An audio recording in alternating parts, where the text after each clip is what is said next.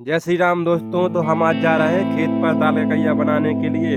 रास्ते से हमें थोड़े बैगन भी लेने थे, हम वो लेकर सीधा खेत पर निकल जाते हैं। खेत पर पहुंचते हैं।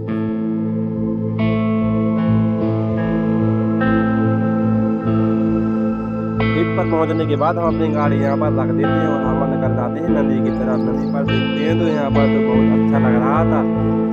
नदी पर देखते हैं तो यहाँ तो बहुत से लोग मछली पकड़ रहे थे, तो हम भी थोड़ा रुक जाते हैं मछली देखने के लिए कि कोई पकड़ेगा मछली। कोई कहीं घुसा था तो कोई कहीं।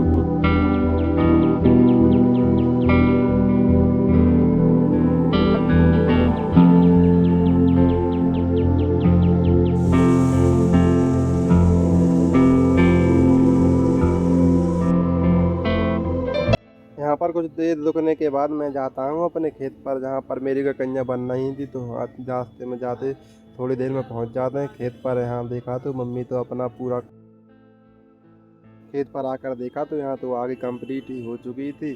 देखते देखते मम्मी ने पूरा काम भी कर लिया था। अब सिकाई की बारी थी। यहाँ पर मम्मी ककैया बना रही थी।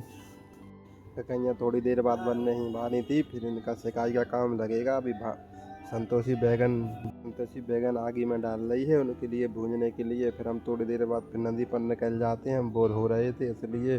फिर यहाँ पर माता पहले से आई हुई थी। थोड़ी देर रुकने के बाद संतोषी को मम्मी बुलाने लगी थी, तो मैं संतोषी को बुलाकर खेत पर निकल जाता हूँ माँ के पास।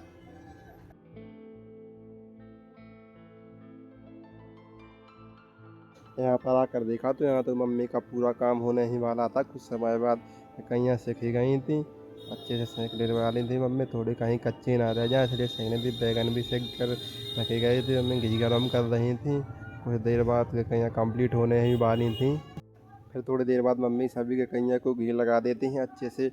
और माता भी अपना काम कर रही थी। माता अपना बैगन और आलू छील रही थी।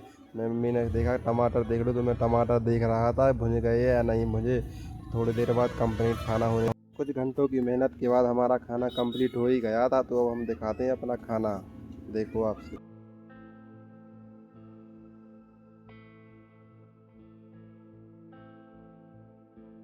आप सभी को बता दूं कि ये मेरा फर्स्ट ब्लॉग है। इसमें जो भी गलतियां हो सभी अपना भाई समझकर माफ़ करें, और इस ब्लॉग को मैं यही एंड करता हूँ। जय जय श्री राम।